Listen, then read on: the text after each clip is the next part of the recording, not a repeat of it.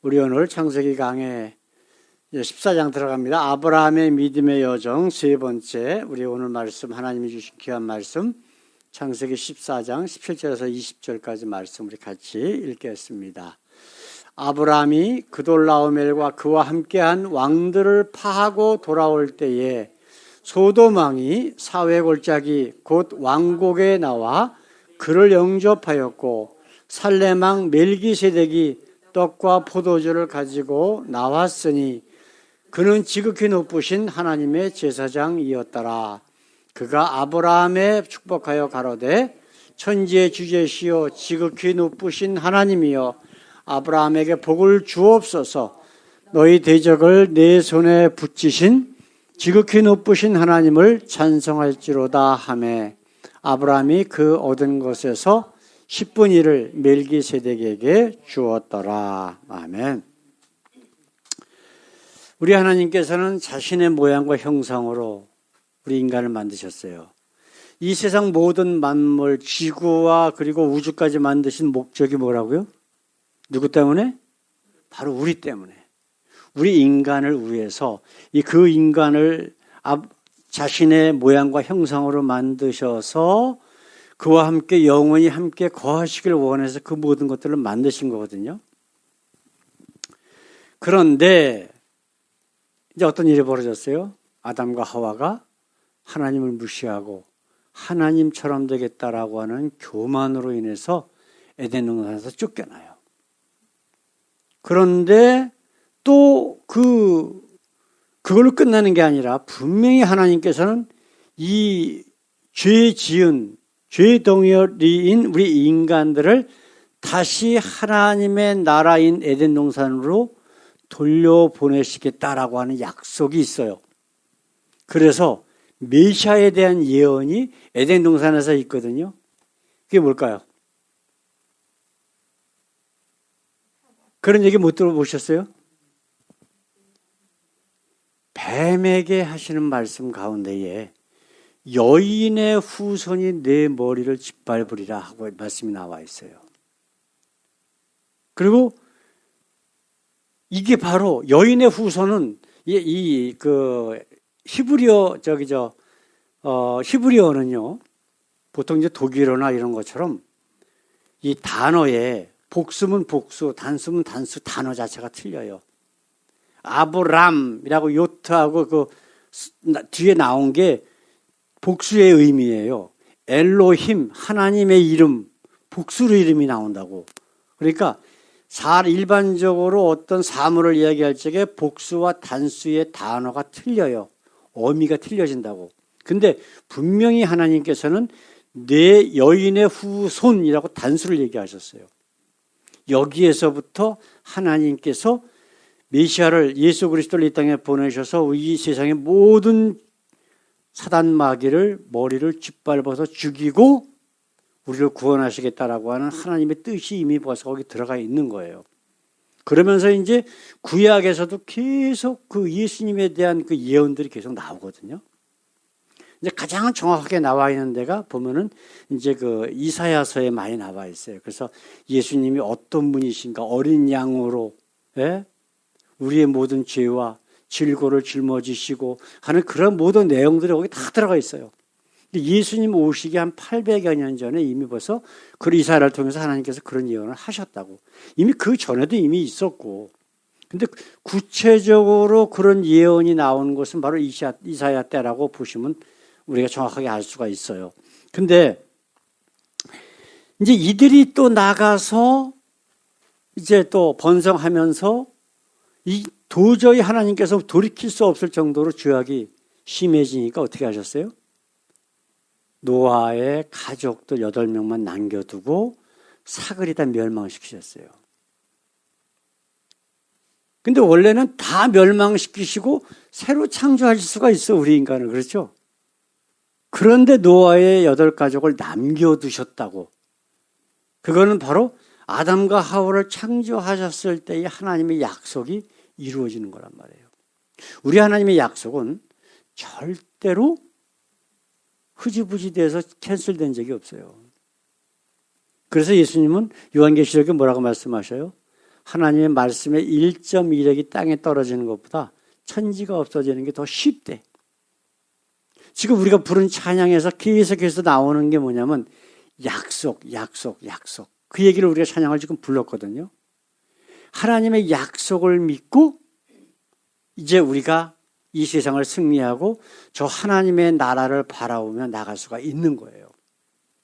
어제 이제 우리 한글학교 어떤 이제 그 A의 아버지하고 이제 이야기를 하는데 이분은 아주 철저한 그 장로교 교인이에요. 그래서 몇 가지 이제 얘기를 하는데 하나님이 누구시냐?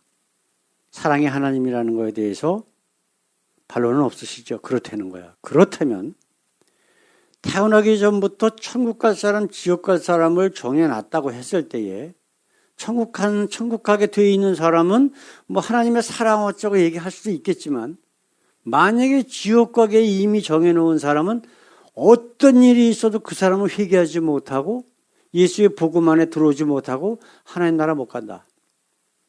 그럼 그게 사랑일까?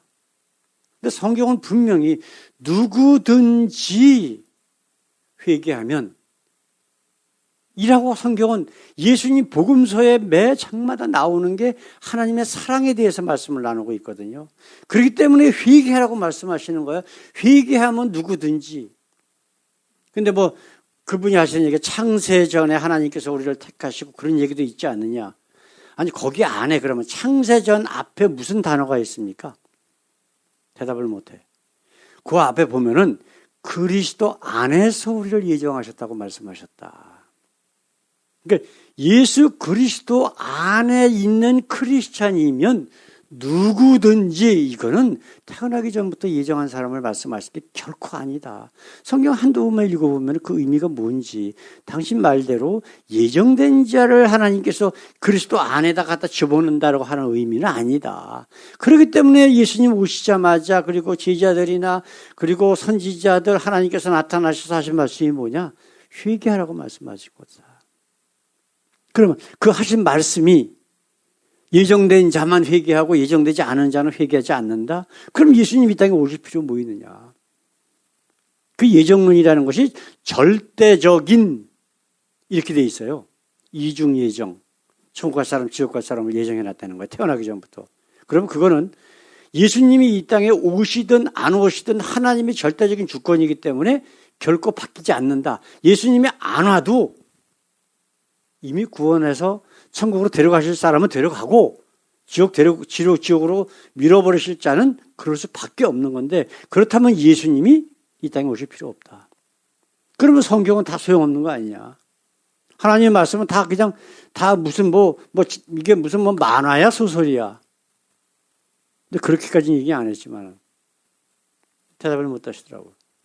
근데 무슨 시대 상황이 어쩌고 별 얘기가 다 나와요. 그래서 내가 장로교 신학교에서 공부하면서 당신이 지금 나한테 한 얘기는 내가 귀가 딱지가 아닐 정도로 그 사람들이 변명하는 얘기를 내가 교수들이 한국에서 첫째 가는 그 조직신화 그런 교수들하고 얼마나 많은 토론을 하고 내가 논문을 썼는데 당신이 얘기하는 것이 과연 얼마나 타당한지는 내가 다 안다.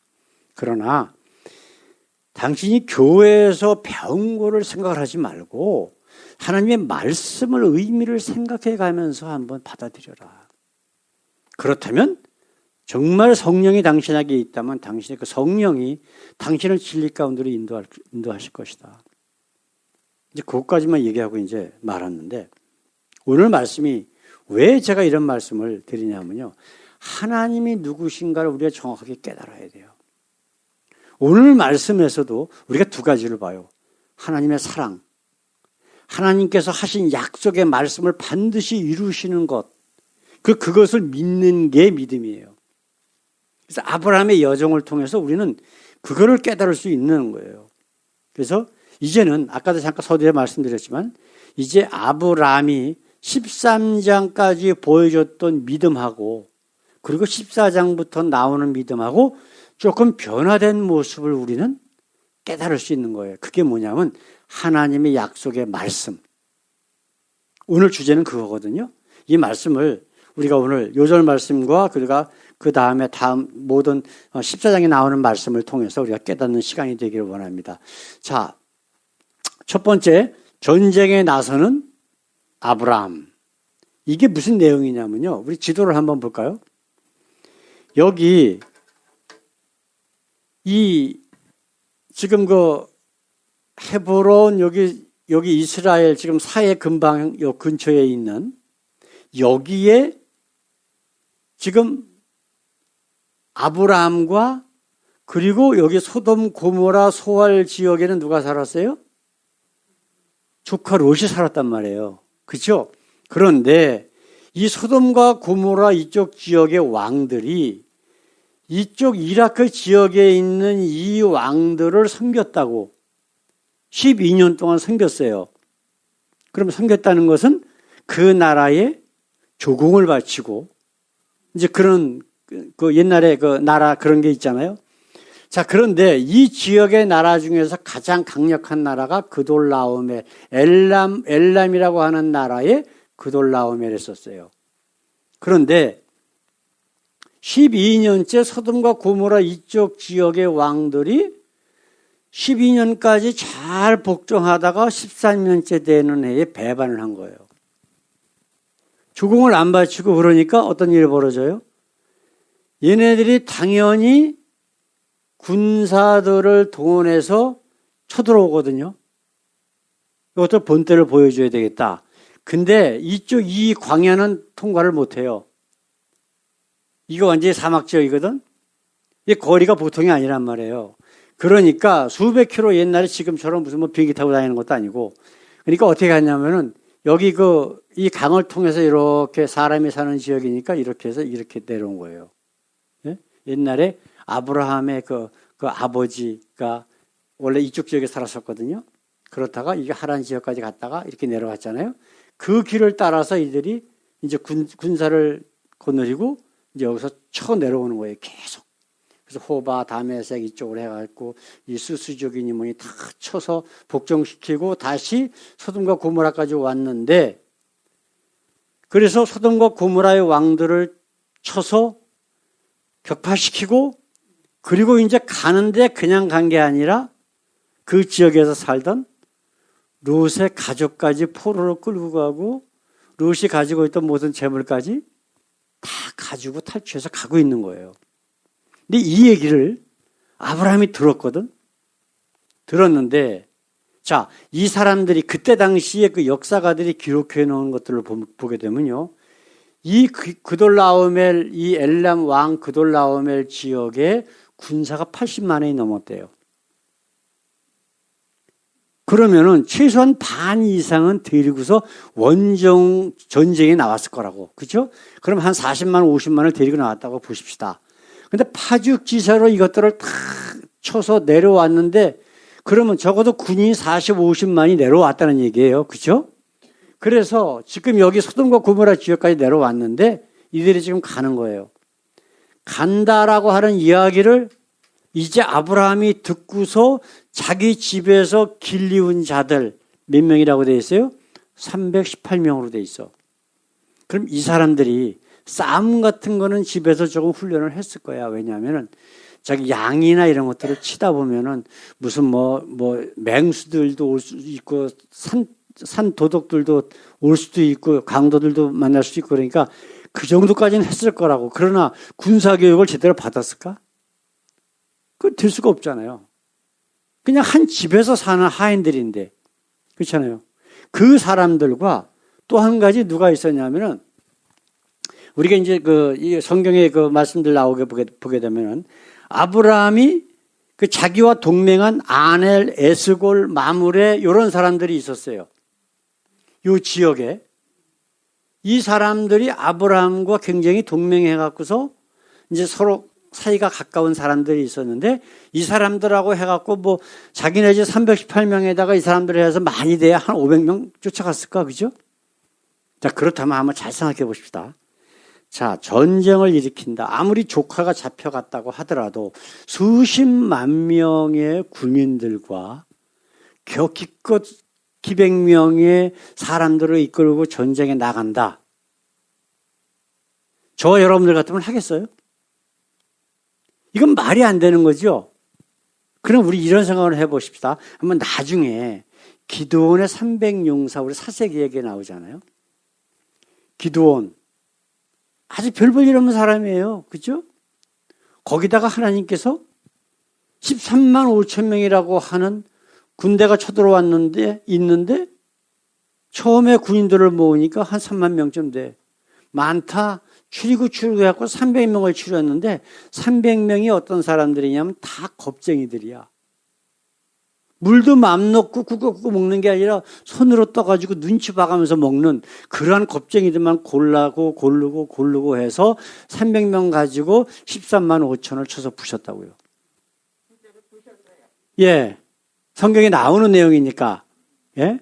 그래서 기드온과 300용사라고 그러는데 용사라는 말은 누가 붙였는지 몰라도 용사도 아니에요. 겁쟁이들이에요. 300명은. 예? 아무것도 아니에요. 그때를 한번 생각해 보십시다. 자, 아브라함이 기껏해야 기백명 사람을 데리고 쫓아가는데 단까지 쫓아간 거예요. 이 사람들을. 그래가지고 야음을 틈타서 이 사람들을 다메섹까지 가면서 이들을 다 격파하고 그리고 자기 조카 롯과 지금 이 그돌라오멜 왕이 데리고 갔던 포로들 재물들 그런 것들을 다 찾아온 거야. 그래가지고 돌아오는데 우리가 지금 읽은 말씀, 이 말씀이 지금 나온 거예요. 거기에 두 왕이 나왔죠. 어떤 왕이 나왔어요? 어떤 왕이 나왔어요? 아니요. 뭐라 그럴까? 이 아브라함을 영접하러 온 사람들이 있었잖아요. 그죠? 왕이 두 왕이 나오는데 한번 말씀해 볼까요? 소돔 왕이 하나 있었고, 그죠? 그 다음에 살렘 왕이 나왔어요. 살렘 왕은 근데 멜기세덱이라고 이름까지 나왔는데 이 살렘 왕은 어떤 사람이었었다고? 지극히 높으신 하나님의 제사장이라고까지 지금 이야기를 해요. 자, 그러면 그 전에 한번 생각해 봅시다.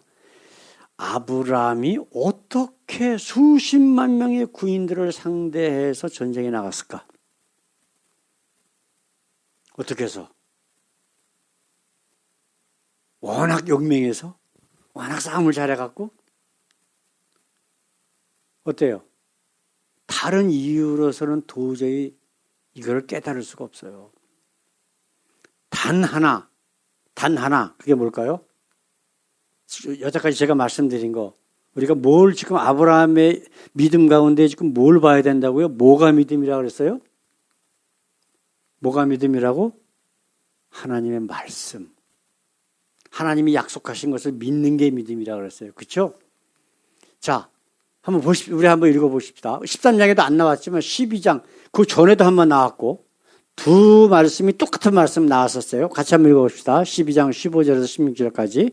보이는 땅을 내가 너와 네 자손에게 주리니 영원히 이루리라. 내가 네 자손으로 땅에 티끌 같게 하리니 사람이 땅에 티끌을 능히 실 수 있을진데 네 자손도 세리라. 자, 하나님이 두 번씩이나 이런 말씀 하셨거든요. 그렇다면 아브라함이 수십만 명의 군인, 거기다가 또 아주 용맹하고, 예? 이 이스라엘 북쪽 지역 전체를 다스리고 있는 큰 나라, 왕의 군사들과 전쟁을 벌이러 나간 이유는 단 하나밖에 없어요. 그게 뭐예요? 하나님이 이 말씀이라고. 그렇죠? 뭐라고 약속하셨어요? 내가 이 보이는 땅을 너와 네 자손에게 주리라. 그 얘기는 뭐예요? 지금 아브라함이 나가서 죽으면 저 약속이 이루어져요? 안 이루어져요? 안 이루어지는 거예요.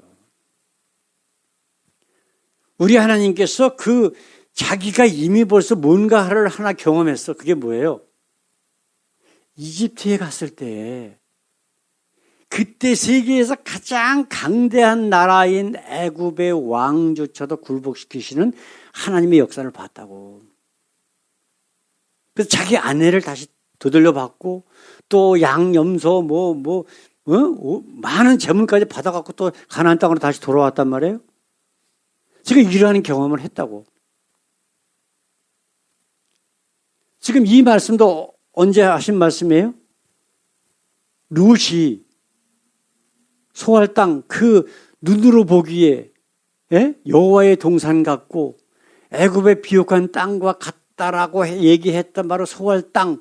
그러나 그곳은 여호와 보시기에 악하다라고 말씀하셨지만 롯은 그게 문제가 아니라 내 눈에 보기에 좋은 곳으로 찾아갔다고. 그럴 때에 하나님께서 롯이 떠나고 난 다음에 나타나셔서 하신 말씀이 이 말씀이에요. 이 약속이라고.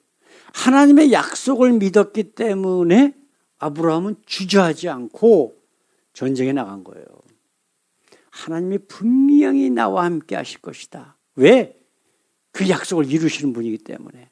그러면서 그 약속의 말씀을 다시 한번 상기했을 거라고 이건 분명히. 그렇지 않으면은 수백 명 가지고 수십만 명의 군인들하고 전쟁할 생각을 못 하는 거예요, 그거는요. 아브라함이 이렇게 바뀌었다고 지금. 그렇죠? 애굽에 갔을 때 어떻게 했어요? 이 약속의 말씀 벌써 한번 들었어. 내가 너와 함께 하겠다.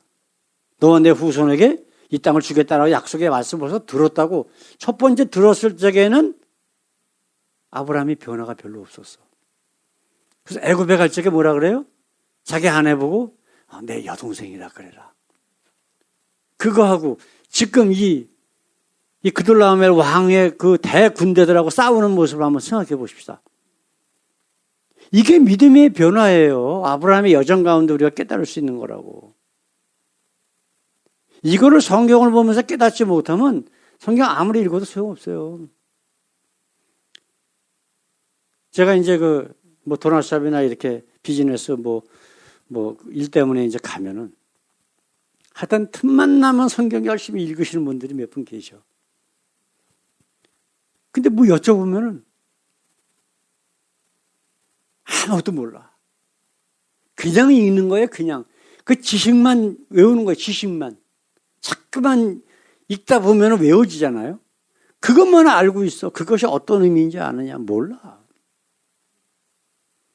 오죽하면 그러면서 거기다 그거 붙여놔요. 내 처음은 미약하였으나 나중은 심히 창대하리라. 마귀가 한 것까지 갖다 붙여놓고 그리고 성경책 보고 앉았어. 이게 지금 현재 우리 영적인 모습이라고.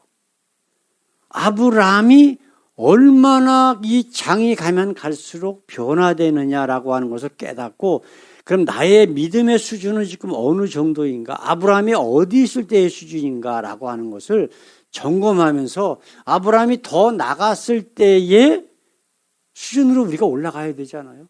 어디까지 가야 돼요? 아들 이삭을 바칠 때 내가 이제야 나를 경외하는 줄 내가 알았노라 하면서 하나님께서 흐뭇해하실 때 그때의 아브라함의 믿음으로 우리가 성장해야 된단 말이에요. 자, 우리가 두 번째로 한번 생각해 보십시다. 같이 읽습니다. 하나님의 제사장을 만난 아브라함. 지금 성경 말씀 한번 보십시다. 우리 조만간 읽지 않은 그 뒤에 나온 말씀. 자, 아브라함이 소돔왕에게 이르되 무슨 얘기냐면은 소돔왕이 이런 얘기를 했어요. 사람은 우리 소돔 지역에서 끌고 간 사람들은 다시 나한테 돌려주고 그 대신 그 뺏은 재물은 네가 가져라. 이 얘기를 하니까 이제 얘기를 하는 거예요. 아브라함이 소돔왕에게 이르되 천지의 주제시여 지극히 높으신 하나님 여호와께 내가 손을 들어 맹세하노니 네 말이 내가 아브라함으로 치붙게 하였다 할까 하여 네게 속한 것은 물론 한 실이나 신들매라도 내가 취하지 아니하리라. 자, 생각해 보십시다. 지금 이게 아브라함이 지금 한 이야기인데 그 전에 아브라함의 모습과 뭐가 차이가 있을까요?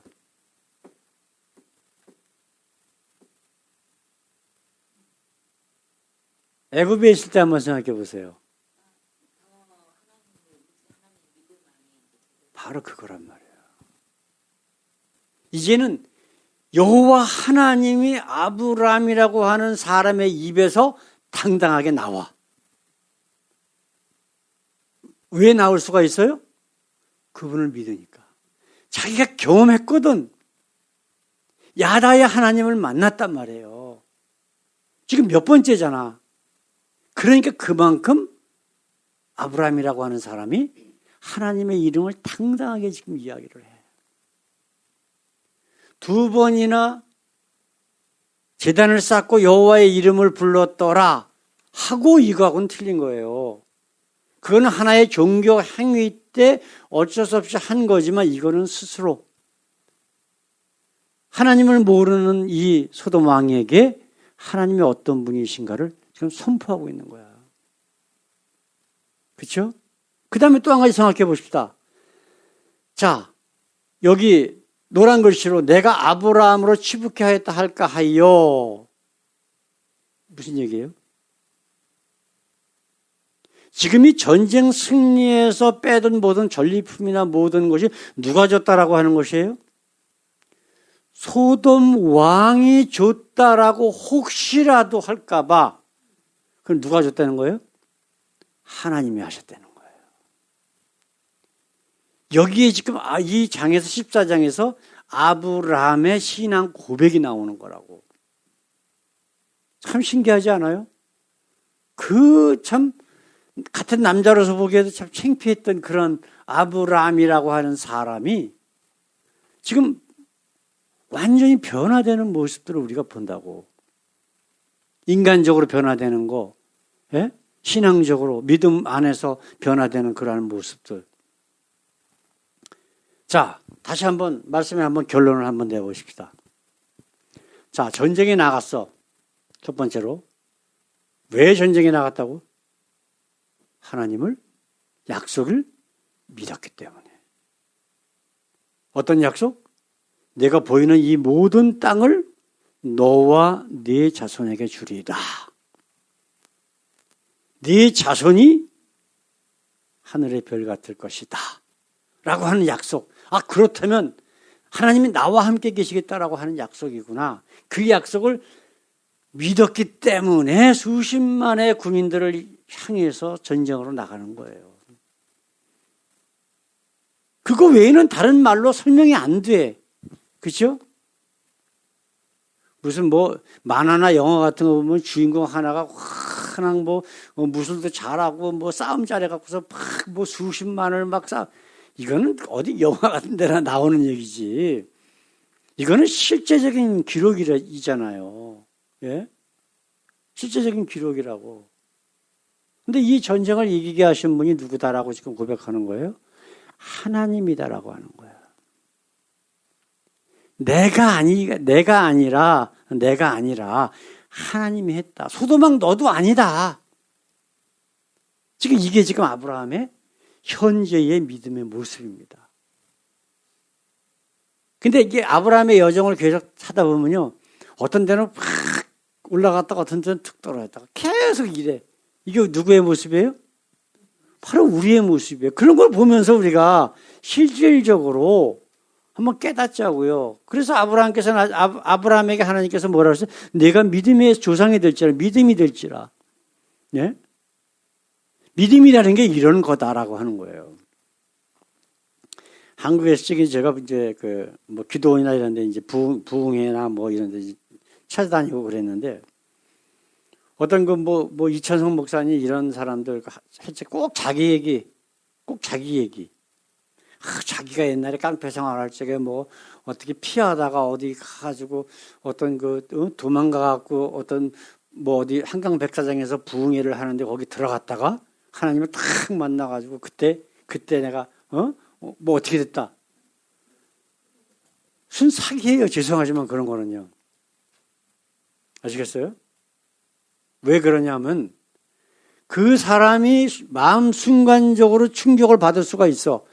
아브라함에게 하나님께서 하란에서 나타나셨어. 그럼 거기서 바로 그 목사들이라고 하는 사람들이 얘기하는 것처럼 거기서 완전히 하나님을 경외하는 사람으로 바뀌어야 돼. 그렇죠? 근데 아브라함이 바뀌었어요? 안 바뀌었어요? 아니에요. 하나님과 동행하면서 서서히 조금씩 바뀌어 나가는 거야. 사도 바울이 예수님 만나고 나서 어떻게 됐어요? 바로 바뀌었습니까? 아니에요. 3년이라는 기간을 성령께서 그를 아라비아 반도로 이끄셔갖고 성경을 다시 한번 보게 하시고 그에게 성령이 함께 하심으로 하나님과 예수가 누구신지를 경험하게 만들어. 그래서 이제는 됐다 하니까 하나님께서 그를 안디옥교로 부르셔서 선교사로 파송하게 하시고 이제 이방인의 사역을 감당하게 하시는 거라고. 갑자기 무슨 어떤 하나님을 딱 만났는데 내 인생이 그리고 믿음이 한꺼번에 다 바뀌어요? 아무리 성경을 5,000년, 6,000년의 성경 역사를 뒤져봐도 그런 적은 한 번도 없어. 하나님을 경험하지 못한 사람이 거기 들어가가지고 충격을 탁 받았다 해가지고 정말 하나님의 사람으로 완전히 바뀌어? 그건 말이 안 되는 얘기예요. 다 거짓말이라고. 감정적으로 자기가 그렇게 오해할 수는 있겠지만 그거를 내세울 수는 없는 거예요. 왜냐하면 하나님의 방법이 아니니까. 지금 아브라함이 바로 그런 얘기야. 지금 하나님께서 두 번째로 같은 말씀을 하셨는데 첫 번째로는 별로 변화가 없었어. 두 번째에 이 말씀을 하셨기 때문에 아브라함이 그 말씀을 붙잡고 나가는 거예요. 수십만의 군인들이 있을지라도 하나님이 함께 계시니까 하나님이 어떤 분이신가를 깨닫고 나니까 나갈 수밖에 없는 거예요. 제가 이제 국민학교 다닐 적에 국민학교 때 내가 쭉 이제 반장하고 그랬는데 우리 집 앞집에 철수라는 애가 있었는데 우리 반인데 이 자식이 그때 아마 3학년이나 한 4학년쯤 됐나 봐. 얼마나 말을 안 듣고 말해요 막 그러는지. 그래서 한 번 때려줬어. 그랬더니 국민학교 한 3학년인가 4학년쯤 되는 제가 그 또래 했었는데 군복 입고 어떤 큰 형이 찾아왔더라고요. 우리 집으로. 바로 앞집이니까. 너 내 동생 왜 때렸어? 상대가 돼요? 큰 형이 왔는데 그 집에 형제가 12명이야. 근데 걔가 아마 밑에서 두 번째인가 그랬나 봐. 그 위에는 다 큰 사람들이잖아요. 지 누나 형 믿고서 그렇게 대든 거야 나한테. 말도 안 듣고. 그래도 반장이라 그러면 그래도 좀 권위를 좀 말 좀 들어주고 좀 그래야 되는데. 그래갖고서 이제 그 형이 그래도 날 때리거나 그러진 않더라고. 그 나중에 이제 그 친구하고 이제 친하게 잘 지냈어요. 왜 그러냐 그러길래. 내가 반장으로 이렇게 좀 통솔하고 좀 어떻게 하려고 그러는데 제가 그렇게 자꾸만 나하고 친구지만 너무 말을 안 들어가지고 그렇게 됐다고. 그러면서 내가 그 형한테 얘기를 했더니 그래?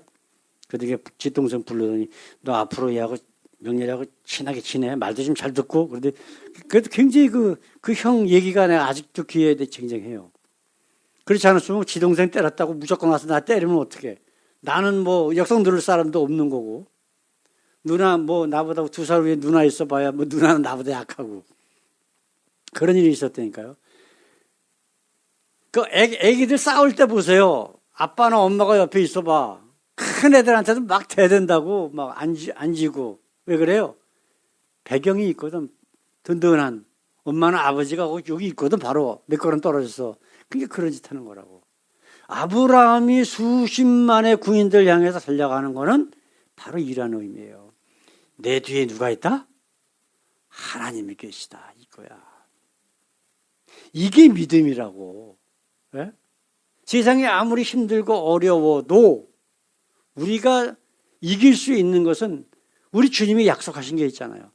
세상에서는 너희가 환난을 당하나 담대하라. 내가 세상을 이겼다. 예? 어떤 교회, 저 달라스의 어떤 큰 장로교회 목사는 예수 믿으면 사방에 지뢰밭이 있어도 예수님께서 그 모든 지뢰밭을 다 없애주시고 해결해 주신대. 맞는 것 같아요? 안 맞는 것 같아요? 이건 완전 거짓말이에요. 그 얘기가 아니라고. 우리가 아무리 어려움이 있어도 세상 것, 사단마귀의 넘어가지 않도록 우리 영혼을 붙들어 주신다는 말씀이고, 예? 그게 욥기에 나오잖아요. 마귀가 욥의 세 친구들을 보내서 막 얘기하는 게 뭐예요? 예? 내가 어떻기 때문에 저 벌 받는 거고 뭐고 어쩌고 그러면서 자기 믿는 하나님 믿으라는 거야. 욥은 아니다. 내가 하나님은 100% 알지 못하지만 그 하나님은 그 하나님은 아니다. 나중에 마지막 장 7절 8절에 두 번이나 하나님께서 똑같은 말씀하시잖아요. 욥의 친구들 보고 네가 나라고 얘기한 것은 내가 아니래.